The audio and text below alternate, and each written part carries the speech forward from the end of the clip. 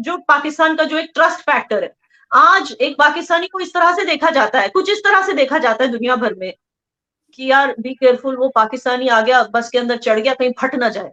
लोग इस नजर से देखते हैं पाकिस्तानी। कल जब पाकिस्तानी इंडियन का एलाय बन जाएगा, उनकी इज्जत खुद ब खुद बढ़ जाएगी, एक उसी में उनकी इज्जत बढ़ जाएगी। यही आलम मौशी और सियासी हालात का है कि जहां हमें हर चंद साल बाद ये फिक्र लाहक होती है कि हम डिफॉल्ट से कैसे बचें। डॉक्टर परवेज इस्लामाबाद से बिलोंग करते हैं पाकिस्तान में।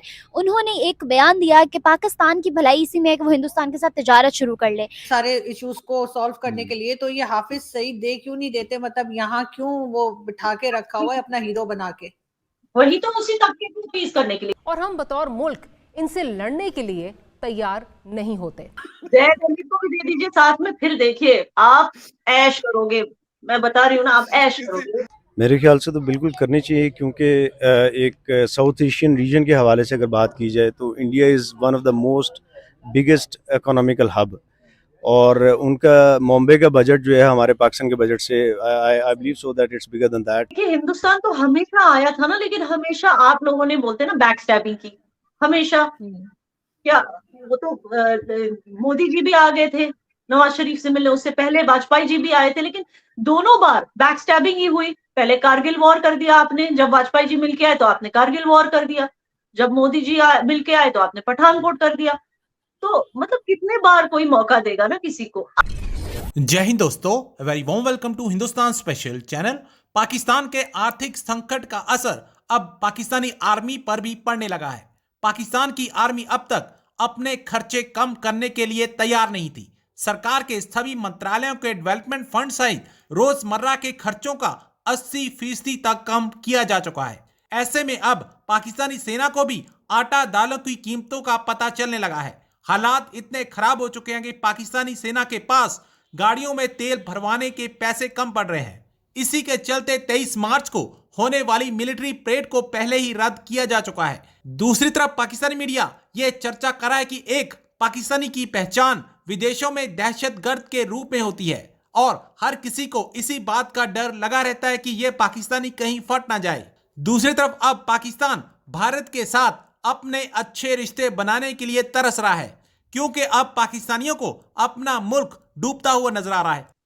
आपने अगर इंडिया के साथ अच्छे से बना के रखा, आपको फिर अपनी डिप्लोमेसी में काम करने की भी जरूरत नहीं है, बिकॉज इंडिया का ऑलरेडी इतना अच्छा इंप्रेशन है पूरी दुनिया में, इमेज है कि just by being allies of India, बस उसी से आप जो पाकिस्तान का जो एक ट्रस्ट फैक्टर है, आज एक पाकिस्तानी को इस तरह से देखा जाता है, कुछ इस तरह से देखा जाता है दुनिया भर में कि यार बी केयरफुल, वो पाकिस्तानी आ गया, बस के अंदर चढ़ गया, कहीं फट ना जाए।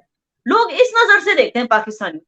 कल जब पाकिस्तानी इंडियन का एलाय बन जाएगा, उनकी इज्जत खुद ब खुद बढ़ जाएगी, एक उसी में उनकी इज्जत बढ़ जाएगी। आपके ख्याल से कि बहुत ज्यादा सख्त किस्म की कंडीशंस नहीं रखनी चाहिए दोनों कंट्रीज को एक दूसरे के ऊपर? आपको लगता है कि कुछ थोड़ा सा हिंदुस्तान को भी हल्का फुल्का, जैसे कहते हैं कि पाकिस्तान की तरफ आना चाहिए? और पाकिस्तान तो खैर हम तो तैयार है।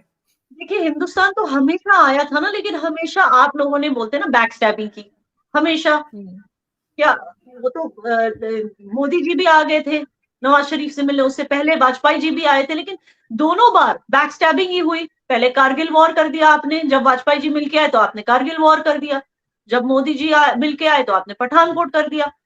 तो मतलब कितने बार कोई मौका देगा ना किसी को। अब अगर दोस्ती हो सकती है तो आप लोगों की तरफ से ही हो सकती है, and it will start of with this कि देखिए जब दो दोस्त होते हैं ना, वो एक दूसरे की बुराई दुनिया के सामने जाकर नहीं करते, पहली चीज वो होती है। तो अगर सचमुच इंडिया को आप लोग दोस्त मानते हो तो पहले इंडिया की ये जो बदनामी में आप लोग टिके हुए हो ना कि इंडिया की हम कुछ और नहीं मगर इंडिया की बदनामी हम अच्छे से करेंगे, पुरामन जद्दोजहद करेंगे इसमें, इंडिया को ग्लोबल लेवल पे बदनाम करेंगे। तो ये नहीं करना है आपको, पहली बात ये। दूसरा ये कि एक तो बदनाम नहीं करना, दूसरा ये कि धोखा नहीं देना है, ठीक है ना, ये बहुत जरूरी है। और तीसरा ये कि basically see everything starts with that कि डिप्लोमेटिकली आपको इंडिया को बदनाम करना छोड़ देना है। और दूसरा ऑफ कोर्स, जैसे हमने स्टार्ट ऑफ द शो में कहा था कि जिन जिन के नाम हमने बताए हैं डॉसियर में आप लोगों को दिए हैं, ये वो लोग हैं जिन्होंने हमारी सरजमीन पे गुनाह किए हैं, लोगों को मरवाया है, और जाहिर सी बात है कि इन पे जो कार्रवाई होगी वो हमारी सरजमीन पर होगी। और अगर आप लोग अच्छे दोस्त सचमुच वाकई में एक गुड फ्रेंडशिप का हैंड एक्सटेंड करना चाहते हो तो इन्हें हमारे हवाले करना बहुत जरूरी, क्योंकि ये वैसे भी आप लोगों के लिए कोई एसेट्स तो है नहीं। That's what we discussed. The conclusion of this meeting बिल्कुल। today is that ये किसी भी तरह से आप लोगों के लिए कोई किसी तरह के एसेट्स नहीं है, इनफैक्ट ये लायबिलिटीज है। पाकिस्तान के रेप्यूटेशन पे ये लोग लायबिलिटीज ही हैं। तो इनको हमारे हवाले कर देने में ही that will be the first sign कि पाकिस्तान एक सीरियस दोस्ती चाहता है, और दोस्ती में कंडीशंस नहीं होनी चाहिए। मैंने आपसे दोस्ती की, आपने मुझसे, क्या इसमें कोई कंडीशन है आरजू?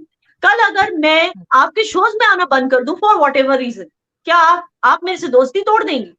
नहीं। तो दोस्ती किसी कंडीशन पे, कंडीशंस अप्लाइड पे नहीं टिकी होती है। एक बार अगर पाकिस्तान वाकई सीरियस है इन सारे इश्यूज को सॉल्व करने के लिए, तो ये हाफिज सईद दे क्यों नहीं देते? मतलब यहाँ क्यों वो बिठा के रखा हुआ है अपना हीरो बना के? वही तो उसी तबके को अपीज करने के लिए, क्योंकि अगर हाफिज सईद को दे दिया तो कौन सा तबका बुरा मानेगा? हाफिज सईद दे दे तो मसला हल हो जाएगा। हाफिज सईद दे देते। एब्सोल्युटली हाफिज सईद को दे दो। बहुत हम टेलिंग यू, करेंगे क्या? करेंगे क्या? अच्छा एक चीज करेंगे याना, क्या? एक चीज आप लोग करेंगे क्या उसका? अब वो हम क्यों बताएं? देखिए हाफिज सईद आप गवर्नमेंट को दे दीजिए। कल मैं देख रही थी, मगर हाँ। पलट के मत देखना और पूछना मत कि क्या किया इनका। जय दिल्ली को भी दे दीजिए साथ में, फिर देखिए आप ऐश करोगे। मैं बता रही हूँ ना, आप ऐश करोगे। वैसे ये आप किसी काम के नहीं रहे, या ना अगर दे भी देना तो आप गुटली क्यों, आपको गुटली क्यों गिननी है? क्या करोगे उनका? यूजलेस हो गए ये, आउट ऑफ वर्क। इनका कुछ नहीं हो सकता, इनका चार भी नहीं पड़ सकता। नहीं आपको नहीं पता, आपको नहीं पता कुछ, आप बस हवाले कीजिए। अरे अभी बहुत सारे लोग ये बात करते हैं, मैं बल्कि अब ये कह सकता हूँ कि मेजॉरिटी लोग ये बात करते हैं। अब हाफिज सईद के लिए उनको जेल हुई, कितने लोग उनके लिए यहाँ डी चौक में निकले? आपने देखा किसी को इस्लामाबाद में?